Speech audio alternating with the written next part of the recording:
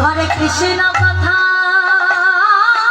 বলতে মানা, কৃষ্ণ কথা শুনতে মানা। রাধে রাধে। আমার কি জানিস তুলসী, কৃষ্ণ অঙ্গ মরণে নীল বলে ওই নীল যমুনার জলে আমার যেতে মানা, নীল গগন পানে চাইতে মানা, এমনকি আমার সাধের নীল শাড়িটা পর্যন্ত করতে হয়। হরি বল হরি বল। তুলসী এই বৃন্দাবন মাঝে অনেকের তো অনেকেই আছে, কিন্তু একবারও ভাগিনী রাধা পালে তাকে রাখবে।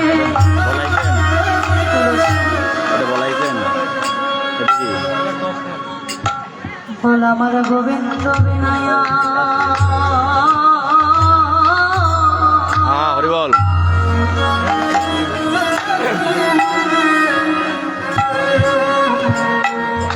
গোবিন্দ বিনয়া রেখে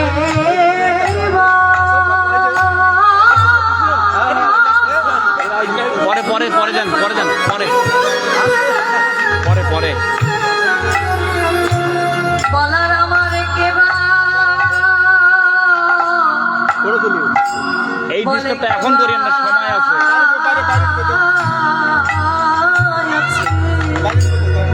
আমার গোবিন্দ বিনে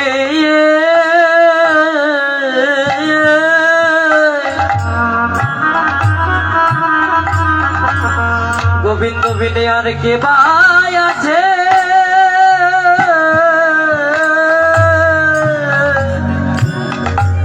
ব্রজ মাঝে অনেকের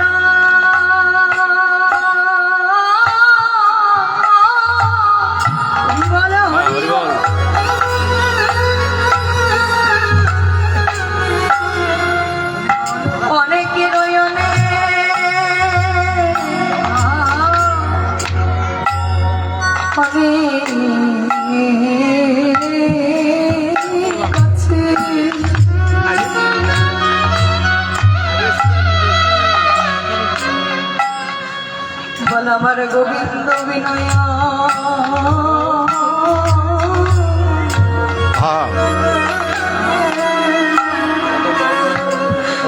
গোবিন্দ বিনয়া রেখে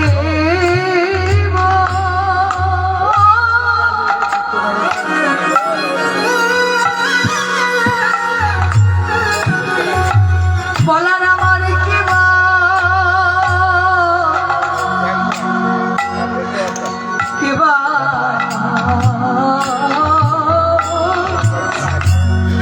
জগতে অনেকের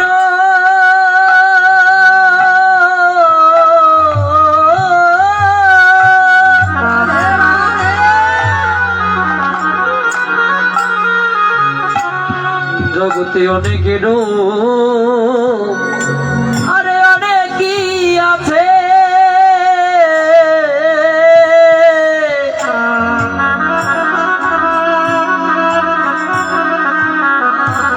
বল আমার গোবিন্দ বিনে তো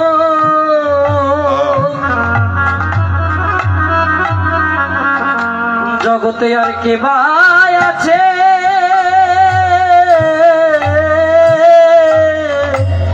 এই জগতে অনেকের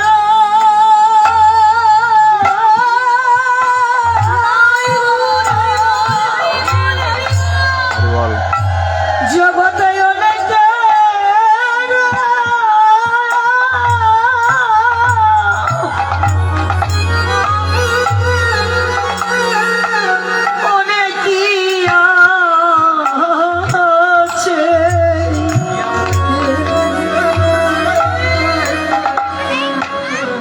গোবিন্দ বিনা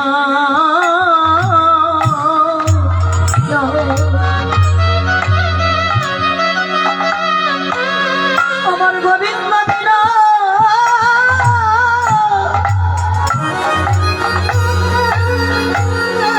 জগতে আর কে আছে, তুলসী জগতে অনেক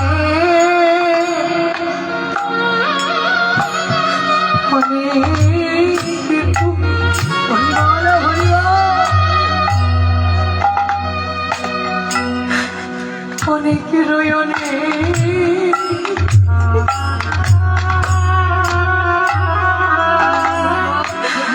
অনেক আছে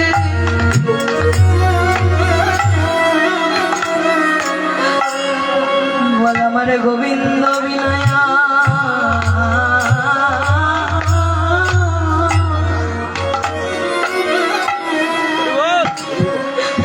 বলে দাসিদার কে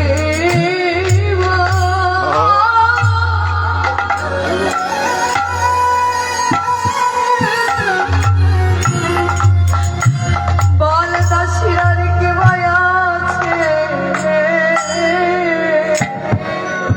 বলো রে করি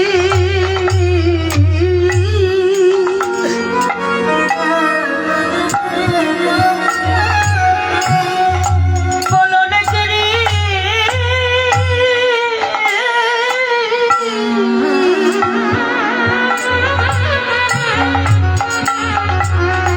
অনেকই আছে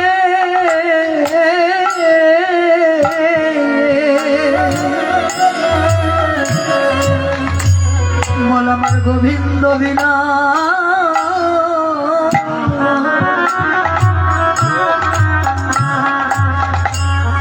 বলার কেবা আছে আরে অনেকেরই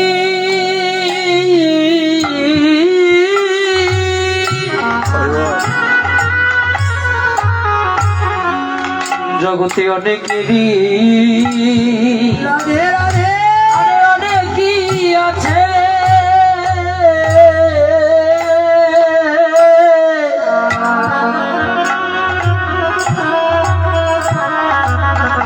বল আমার গোবিন্দ বিনে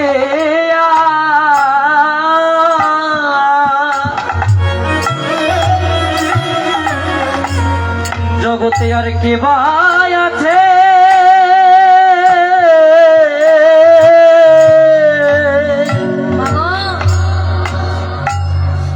আজ মায়ায় আমি অন্ধ হয়ে দেখতে পাচ্ছি এই জগতে সকল কিছু আমার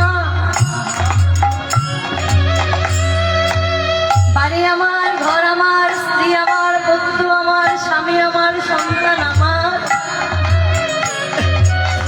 কিন্তু একদিনও কি চিন্তা করে দেখেছি এই জগতে সকল কিছু তো আমার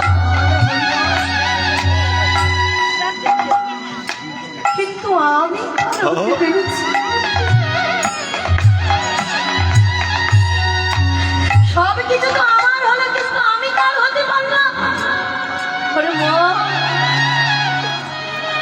আজ আমার 10 ইন্দ্রিয় ষড়রিপু সতেজ আছে বলে চলতে পারছে বলে জগতের সকল কিছু আমার আমি নিজের করে দেখছি আপন করে দেখছি সকলে আমাকে আপন করে দেখছে কিন্তু যেই দিন এই 10 ইন্দ্রিয় ষড়রিপু শিথিল হয়ে যায়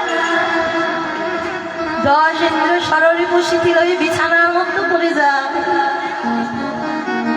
সেদিন আপনি লক্ষ টাকা ইনকাম করুন কোটি টাকার মালিক হোক আপনার 10 তলা থাকুক আপনার 20 তলা থাকুক আপনার ব্যাংক ব্যালেন্স যতই ডবল থাকুক না কেন আপনি সংসারে সকলের কাছে হয়ে যাবেন বোঝা বলো হরি বল মাগো আপনার এলাকাতে যদি এমন কেউ থাকে পাড়া প্রতিবেশী আত্মীয় পরিজন যেজন 3 থেকে 4 মাস বিছানায় পড়ে আছে আর উঠবার মতো ক্ষমতা না নিজের কাজ আর নিজে করতে পারে না চলাফেরা আর করতে পারে না বিছানার মধ্যে পড়ে গেছে আপনি তার সঙ্গে একটুক্ষণ বসে কথা বলে দেখবেন ওই লোকটাও এক সময় মনে করতে এই জগতের সকল কিছু আমার আমি সকলে কিন্তু যেদিন হতে বিছানায় পড়ে গেছে 1 মাস খুব ভালো কাটে 2 মাসও ভালো হয়তো কাটতে পারে কিন্তু তার পরক্ষণেই সে যদি সংসারে সকলের কাছে বোঝা হয়ে বেঁচে আছে তার কিছু নয় সমাজের সকলের কাছে কি তার পরিবারের লোক বলবে হ্যাঁ গো তোমরা এবার একটু আশীর্বাদ করো ভগবানের কাছে এইবার সে চলে যাক চলে গেলে সেও বাঁচে আমরাও বাঁচি প্রকৃতপক্ষে তো তা নয় আপনি চলে গেলে আপনি চলে গেলেন বেঁচে যাবে তারা তাই বলছে মা, এই 10 ইন্দ্র 6 রিপু আমার চলছে বলে আজ আমি দেখতে পাচ্ছি সকল কিছু আমার। আমি ভগবানের চরণে নিজেকে দাস বলে গ্রহণ করতে পারছি না, আমি মালিক সেজে রয়েছি। কেমন বাড়িতে লক্ষ লক্ষ কোটি কোটি টাকা ব্যয় করে একটা বাড়ি তৈরি করি, ওই বাড়ির মধ্যে যেটা সব চাইতে হয় বড় ঘর, বাড়ির সব চাইতে বড় ঘরটা কার হয় গো? আমার, অর্থাৎ বাড়ির মালিকের। আর একটু ভালো করে লক্ষ্য করে দেখবেন, বাড়ির মধ্যে যেটা সব চাইতে ছোট ঘর, বাড়ির একটা কোণাতে পড়ে আছে, সেই ঘরটা কার গো? ওই ঘরটাই হলো আমার ভগবান। মানে যেটা সব চাইতে বড় ঘর ওটা হলো আমার, আর বাড়ির সব চাইতে যেটা ছোট ঘর ওই ঘরটা হলো আমার ভগবান। অর্থাৎ আমি সেজেছি মালিক আর ভগবানকে মালিক, ওই আমার ঘরের একটা কোণাতে আমি জায়গা দিয়েছি। বলে হ্যাঁ গো, তুমি যাদেরকে আপন আপন ভেবে সকাল থেকে রাত্রি পর্যন্ত পরিশ্রম করে যাচ্ছ, তোমার একতলা বাড়ি দোতলা, তোমার ব্যাংক ব্যালেন্স ডবল, ছেলেকে সরকারি চাকরি, মেয়েকে কোটিপতির বাড়িতে বিয়ের চিন্তা নিয়ে তুমি মগ্ন হয়ে রয়েছো, কৃষ্ণ চিন্তা করো না। যেদিন 4 বন্ধু কাঁধে লয়ে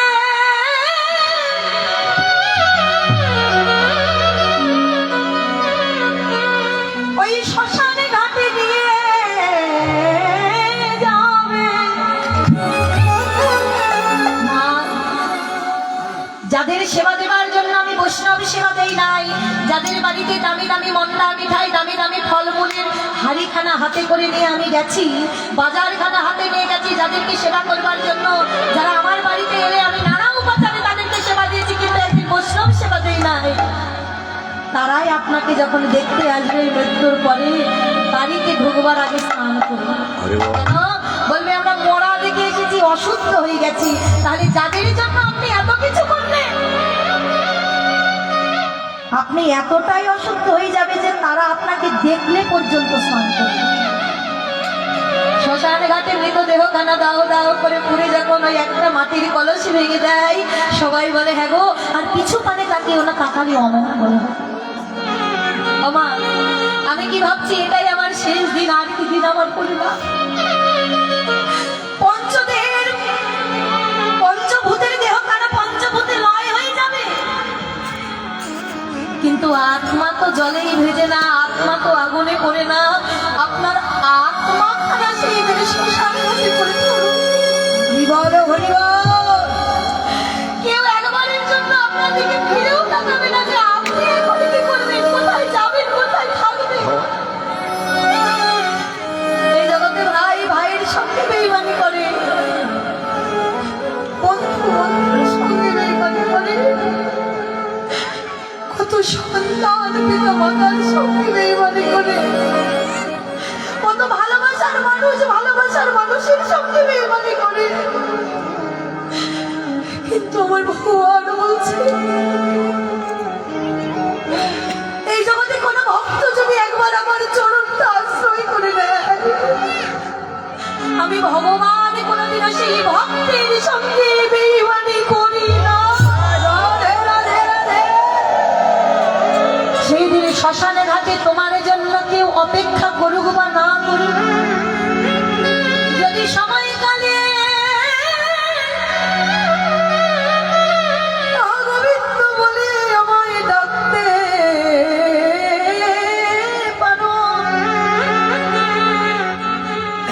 সেই দিনে তোমার কেউ থাক বা না থাক, আমি ভগবান ওই শ্মশান ঘাটে দুখানা হাত বাড়িয়ে দিয়ে সেদিনে বলি একবার আয়াই ভক্ত আমার। হরিবল হরিবল হরিবল।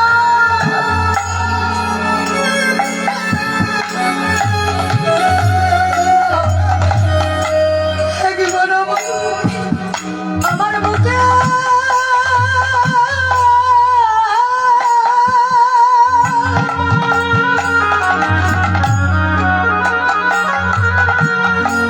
একবার আমার বুকে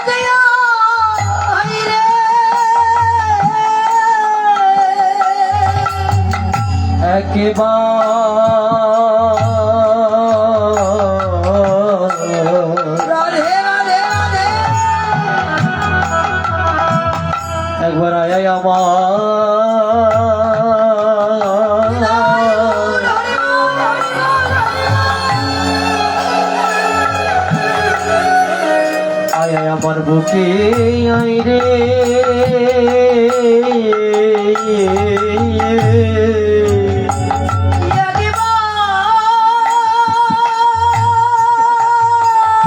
এই গোলাপ, এই গোলাপ।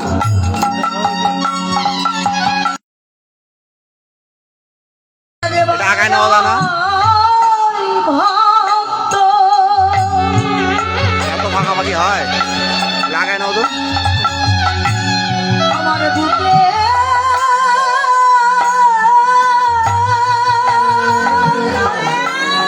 হরি বল, হরি বল। আমার বুকে আই রে দেখ তোরা পড়েছিল জাগায়া আহা, হরি বল, হরি বল। আজ পার ঘাটাই পরে হয়েছি তো বাবা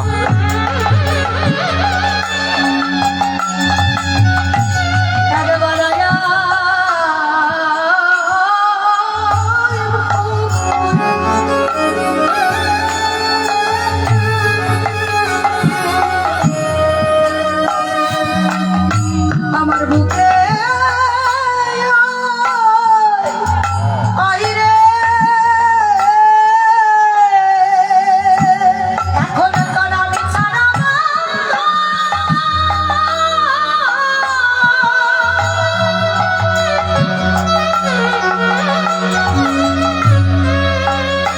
আমি ছাড়া তোমার তোর কি হয় রে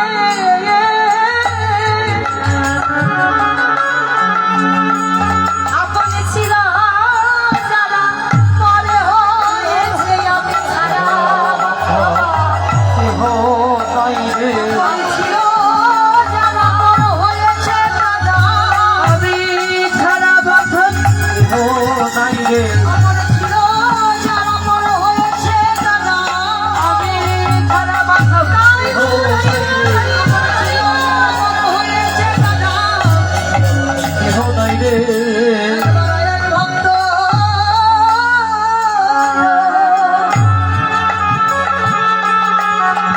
আমার বুকে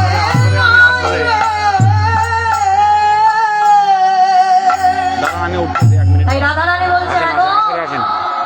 এই জগতে যে আমার প্রাণ বল্লভ ছিল আমার আপন আর কেউ না সেই প্রাণ বল্লভ সেই প্রাণ গোবিন্দ আমার আঙ্গিনার উপরে দিয়ে হেঁটে গেল কিন্তু এই আসর সাজাইছে কে? তোমরা এভাবে আর দূরে সামনে তার বুঝতে হবে না?